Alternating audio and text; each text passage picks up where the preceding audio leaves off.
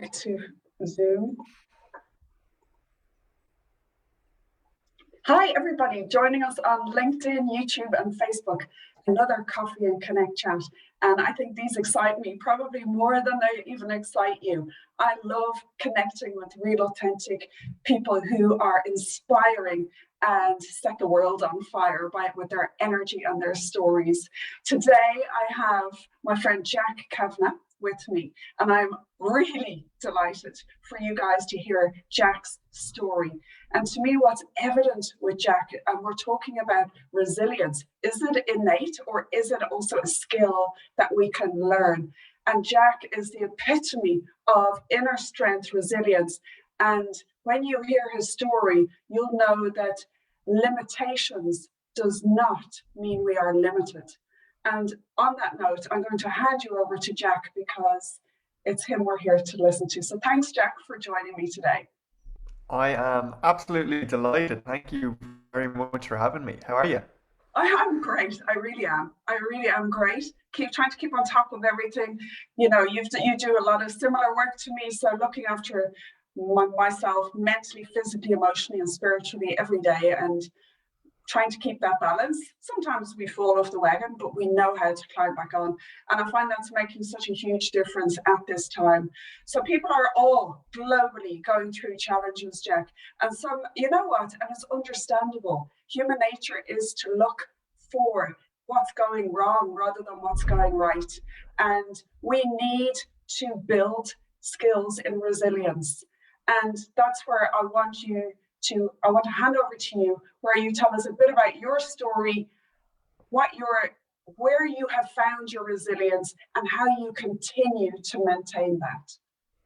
Yeah, well, thank you very much. And it's funny, people look to me and they see me as a guy that is really resilient and has shown that at Yeah, different times. But the reality is, like you said, I fall off the wagon all the time. of course. And Yeah, um, and the practice is to pick ourselves back up. the practice. Um, Exactly. and I Habits. and I call it a practice deliberately, because this is something that we can build and grow. But I suppose to give context, my story is really that at the age of 20, I was just finished my first year in college, studying healthcare profession. I was studying pharmacy. I had worked the whole summer down the west of Ireland as a windsurfing instructor, as a lifeguard, and you know, at the beginning of that summer, I have a really vivid memory of being on the beach one day by myself and looking out over the water as the sun was setting and just smiling to myself. And I remember realizing that for the first time that I was really consciously aware of it, Mm, that I was becoming comfortable with who I was becoming. right. And I was proud of the work that I'd put in to get there. I was excited about what was to come. I was happy with the people that were around me, all of those kind of things. And just at the end of that summer, my life changed completely. I was on the first day of a holiday with some of my best friends um, in Portugal, and I ran down the beach.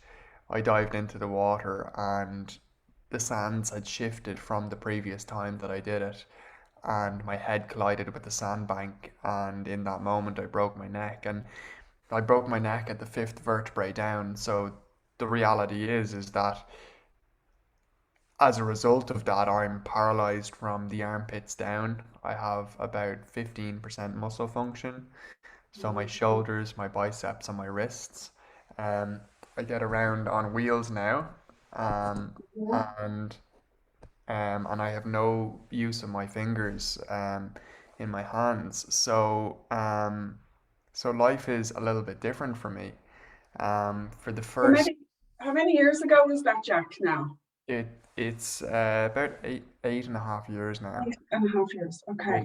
which is really remarkable for me to think about. But when um when I do think about that, I think about all the things that have happened over the years, and in those initial, you talk about resilience and inner strength and so on. And I think in those early days, the I remember waking up the following morning or day at some stage in intensive care, and I just became aware of my surroundings, my head in a metal cage, tubes going down my nose and throat to keep me breathing and fed. I remember counting 8 screws and the light fitting above my head, like all these little things as my awareness of where I was increased. Yeah. And one of my best mates is coming into the room around the bottom of my bed, and I couldn't speak, but I just mouthed the words, "It's going to be okay." Yeah. And a short while later, my parents arrived from Ireland, and one of them came to either side of the bed, and I remember just breaking down just like a child, and I just said I did nothing wrong. And they knew like this was a freak accident. Of course, I did nothing wrong. I was having fun on the beach, Yeah. very innocent. But there was also that real admission that this was a tough thing. This was very human, and there there was real challenge associated with it, and it was upsetting because of that. My Yeah. whole life that I had planned out was pulled out from under my feet just when I was getting going. But a really interesting thing happened on the plane over to Portugal between my parents, and my mum was asking the question, why Jack? Why would this happen to Jack? And my dad responded, and he said, well, why not Jack? Why should this have happened to anybody else on the beach? Yeah. And I think we can find ourselves so often in life wondering why me, Yeah. and Yeah. all of us thinking at the moment, well, why us that face COVID and why now? And so on. And this has been incredibly tough for so many people. So many people have lost loved ones and so on. But I suppose it's worth entertaining the other side of things as well. Because why not us? Is there not a better time now than there ever has been? Would you wish this on anybody else? Why not us? Why not now? Are we not better equipped technologically from a scientific point of view, resource wise, to deal with this as a global challenge now than ever before? And I think when you entertain the opposite view that our mind often jumps to, it can often be as true, if not more true, But than being able to be aware of trying to step back and see from a different perspective, or from a broader view, rather than having the tunnel vision that stress gives us. We just see with tunnel vision. It's being able to stay calm and manage that stress so we can see a bigger picture. But yeah, you seem to have that ability from early on, Jack. yeah, well, I think it's funny, in the early days I reacted really well. Um, Mhm. like the majority of the time I was on the right side of the coin. Um, Okay. it's funny, I always say to people, in anything we do, if we say the choices we make matter, and in the small moments, Yeah. realizing we have choice, and if Yeah. we choose to say, yes, I can, I'll try again, and Yeah. so on, in those little moments, even if we're just doing it 51% of the time, Yeah. we're moving in the right direction. And Yeah. I certainly became aware of that, and um, I made lots of little choices in any given day, in any Um, given week and month, and began to move in the right direction. And I started to think about, and it's something that's been spoken about a lot at the moment, like what are the small things that are within my control? mhm. Because at that time there was so much outside my control. Yeah. Yeah. I I literally couldn't pull my hand up to scratch my nose. I needed almost everything done for me. I was relearning how to breathe initially, and then to use my muscle function that was remaining. I was trying to understand how I would get back to college. That was my huge ambition at the time, was to get back to college. And I was trying to understand how to put all the pieces of the puzzle back together. And the reality is I could only control certain things. Yeah. It was about focusing on the smallest next step that I could take. Okay. And that was huge for me. And when you compound that over time, what you Hmm. begin to show yourself is uh, you start to get confidence because you're showing a level of competence in doing small things for yourself. Yeah. And that builds that sense of identity and inner strength ultimately. Because what you're showing yourself, and we talk a lot about self-care, Hmm. is that you believe that you're somebody worth taking care of. And ultimately, that's what resilience is about. It's about the relationship you have with yourself. It's, are you willing to show up for yourself? Are you willing to show up for others? Are you willing to accept that like life is full of challenge Hmm. and I have to resource myself and care for myself so that I can rise to that challenge. Yeah. Um, and I talk about the word RISE. My acronym could either be resilience, inner strength, and energy, or relationship, inner strength, and energy. Because so much of what builds resilience is the relationship we have with ourselves and others. Yeah. Because we're not always strong. This period is really challenging. We're all leaning on each other. At any challenging period. The inner strength piece is doing doing battle with that inner voice that says you're Yeah. not good enough, you don't Yeah. deserve it, Yeah. um, and all the negative self-talk that comes up. And I'm challenging that and doing the little things regularly that builds an identity that can challenge that voice that comes up. Yes. Yeah. And the final piece is the energy, and that's about like our physical and emotional health.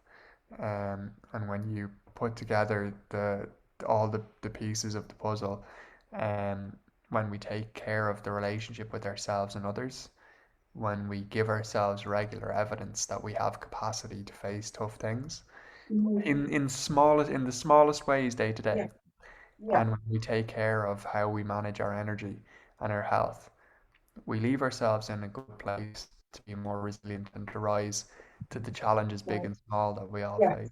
Yeah. Because if we're not looking after or knowing that we have a choice, which was my greatest ever revelation about 14 years ago, is that we have a choice of is what will grow. Are you still there, Jack? You've frozen on me. Oh, there you're back. Oh, my connection is unstable. I hope you can hear me okay. Yeah, I have you. Can you hear me okay? Yeah, yeah. Okay, great. Yeah. So it's looking after all those aspects of yourself, or how can you expect to cope? Yeah, and when I say that, that might sound a little bit overwhelming for people, but like Yeah, it's the little things. And yeah, I really yeah, mean it's the small things. For example, one of the practices that I do every day, and this is because just like everybody else, my self-talk isn't always yeah, great cool. by Yeah, any means. By yeah, any means. I doubt myself. I see the negative. I do all of these things. But one of the things that I do regularly is that I look at myself in the mirror every time. I do it once a day in the mornings, but I'm beginning to do it every time I go to the bathroom because I've needed to lately. yeah, And I look at myself in the mirror and I smile. And I smile in the most genuine way that I can because yeah, that's a really uncomfortable thing to do for a lot of people. And I smile and I look at myself and I think about the things that I can appreciate. And I look at myself and I ask myself, like, is this person worth taking care of? And this is the only home that I have. Let me make it a nice home. yeah. And Because you I, can resist and continue forever to fight against what's not going your way or your challenges. We all have challenges, and that's what I love about self-compassion is it's recognizing that everybody has challenges, so you're not alone. Yes, we all have different flavors of challenges, but the challenges won't go away. And you can spend your life fighting and resisting. Yeah. What is that going to do for you? And I guess it's recognizing that, but knowing then that I'm not going to choose that because it's not going to give me the happiest, healthiest life. I'm going to choose the other option of trying to make it as as as um as positive as I can. And it's not in a, as you said, in a fake way, but it's making that choice that if we choose to look for the darkness and the negative, we'll find it. If we choose to look for what we can appreciate, even if that's that you can sit, you don't have use of your fingers, but you can still drink your coffee like you enjoyed before we chatted. It's like, just let me finish this coffee. It's noticing what you can do, what you do appreciate, because that builds those positive connections in your brain, and you will then over time with the small practices be happier. Yeah, and I like to think about so for example, that little check-in that I do when I look in the mirror, Mm, mm, I'm asking myself, am I some do I believe I'm someone that's worth taking care of? yeah, And when I answer and I say yes, my next thing is, well, what do you need? yeah, You yeah, know? And what are you willing to do to yeah, resource yourself so you can show up well? yes, That means different things on different days, but it's having mm, different practices we can turn to yeah, regulate ourselves. yeah, Um, Something that you said there is really important is turning to some of the things we can appreciate, because we have such a strong negativity bias. yeah, If we yeah, focus on some of the things that we appreciate and that are mm, good in our lives, this isn't gratitude gets a bad rap, I because agree. people think it's like, oh, just think and be grateful, uh, Yes, and yeah, it's all happy clappy. It's really yeah, not. it's Um, the reality is bringing some awareness to the things that are good in life, the things that I can be grateful for or I can appreciate, and that mm, might even be some of the challenges that we face. If you mm, look back on your life at some of the hardest things that you faced, mm, you got through them. yeah, Yeah, yeah, you got through them. yeah, And you can appreciate yourself for that. You've learned things about yourself and about life through that and so on.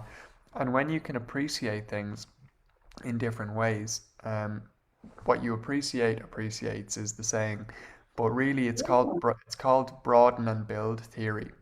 And okay, so when you notice things that you can appreciate, it cultivates more positive emotion, mm, and that in our minds creates more open-minded rather than closed-minded thinking, more of a growth rather than a fixed mindset.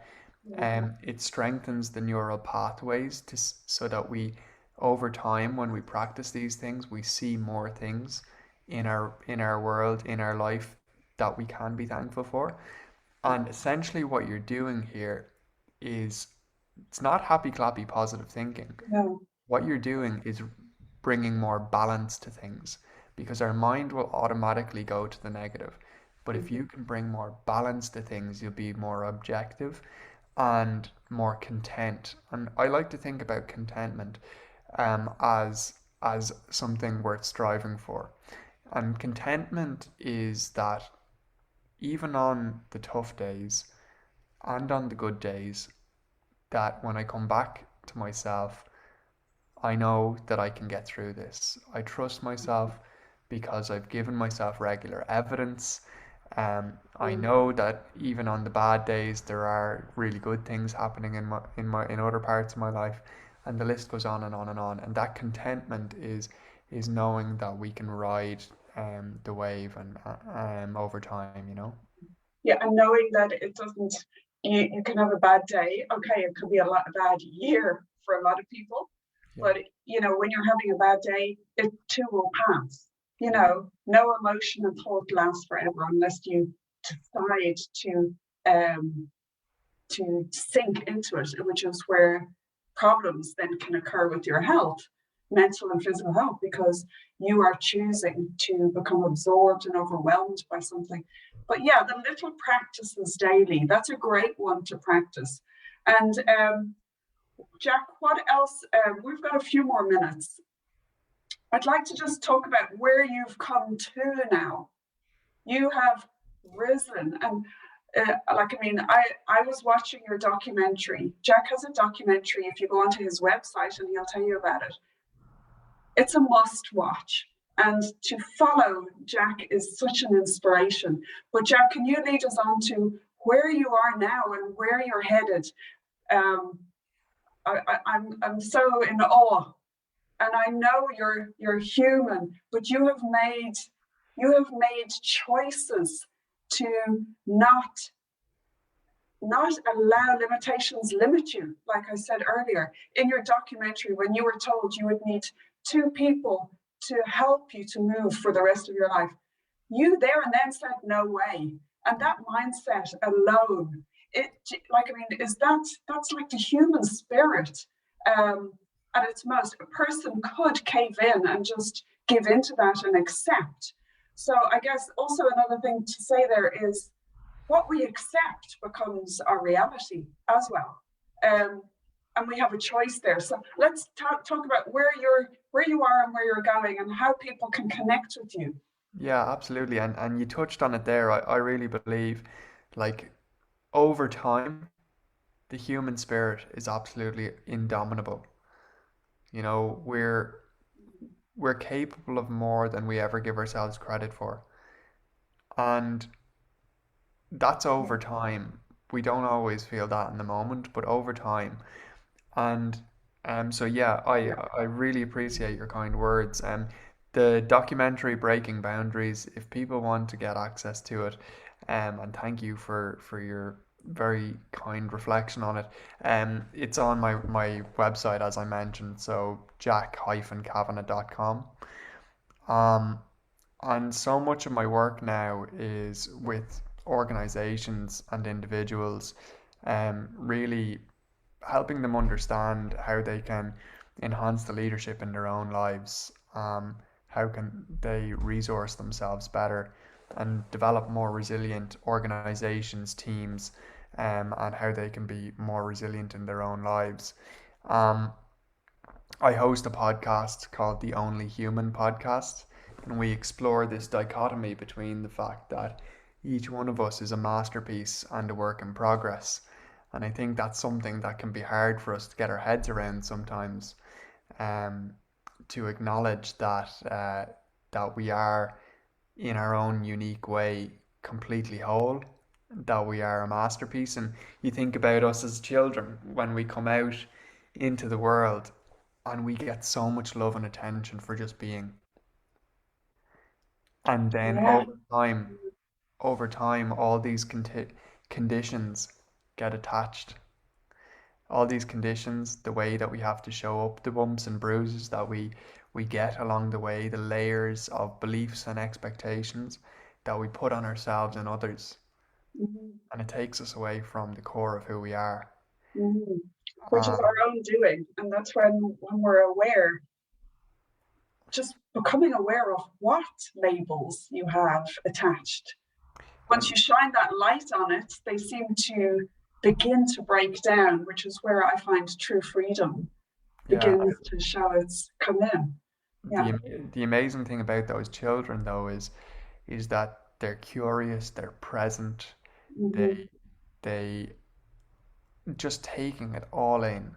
Yeah. Um, and they're when you think about their skill sets, it's exactly what we strive for as adults. Yeah.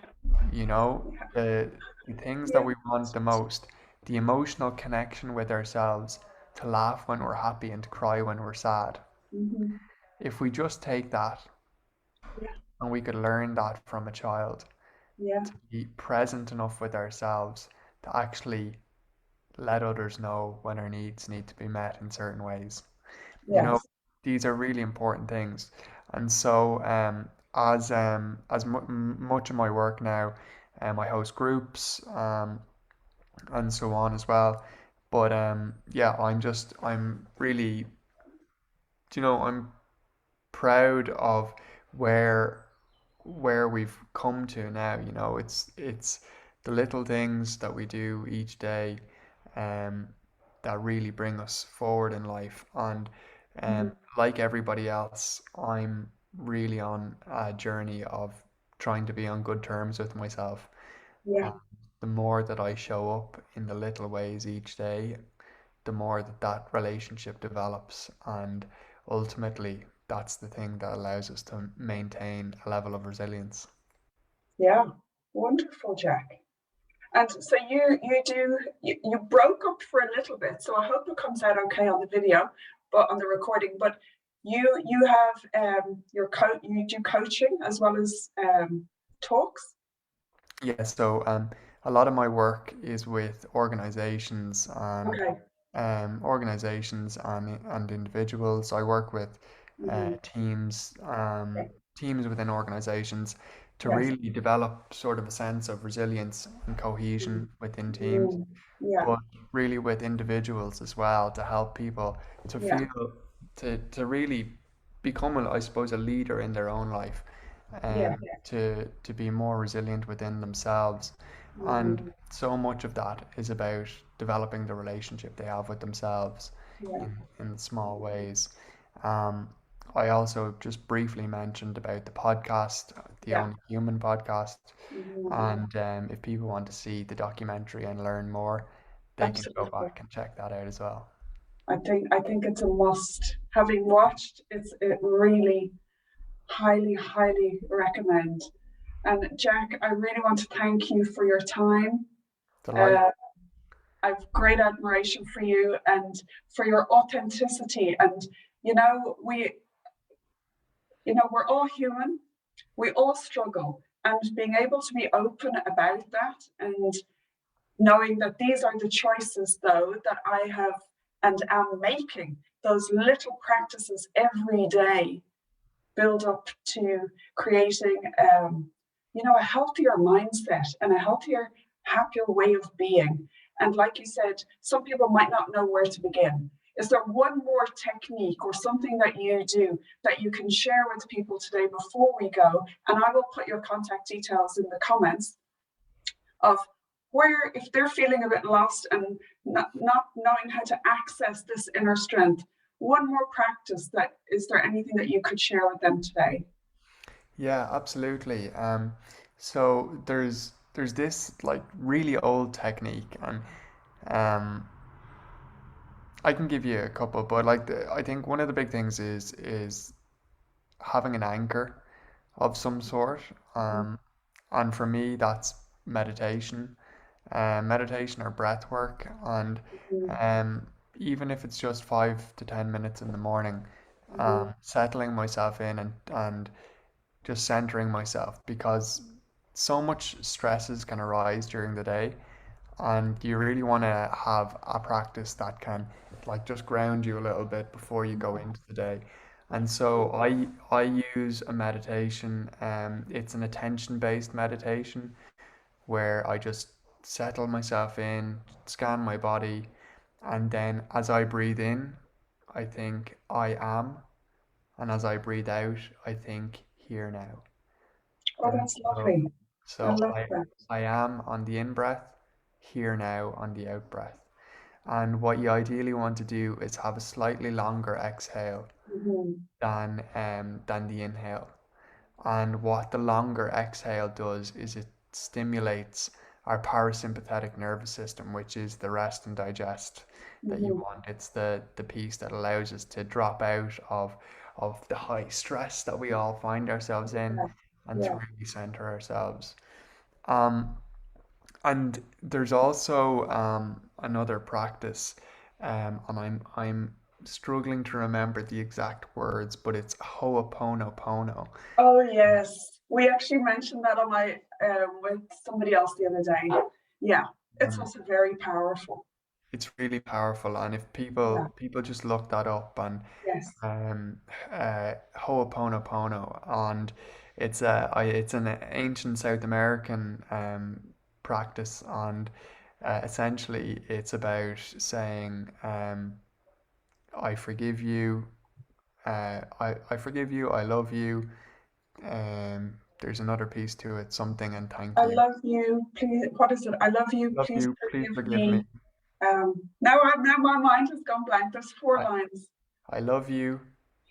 Please forgive me something and thank you. Yeah, And but it's a I love you. really I love no. Oh gosh, now my mind has gone. Anyway, but that's all the more reason for people to go look it up and tell it, us what it really is in the comments below and share it with us to remind us that yeah, South American healing and it's a healing for yourself and radiates out to others. It's yeah, you use that one too, Jack.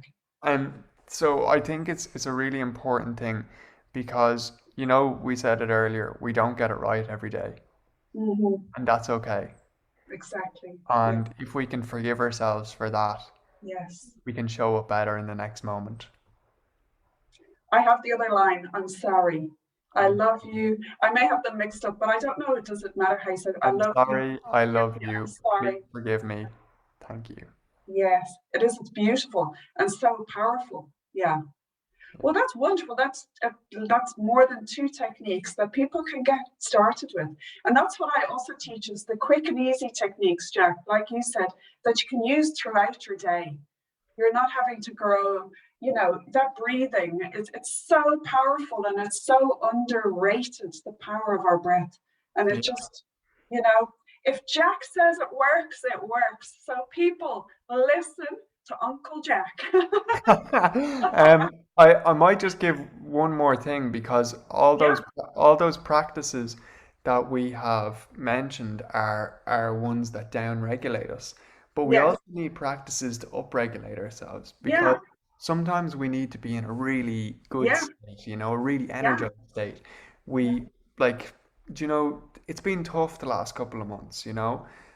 We might find ourselves slumped forward, the head down at the laptop answering emails all day and the voice is low and how is it all fine, everything's grand, like everything's grand but nothing's anything better than grand. yeah, and yeah, um and really having a couple of things that resets us, that helps us when we need to show up in that meeting and be mhm, at our best, when we need to go in and have the conversation with the family mhm, and actually be in a good yeah, energetic place for our partner, for our family, for our kids, for whatever it is.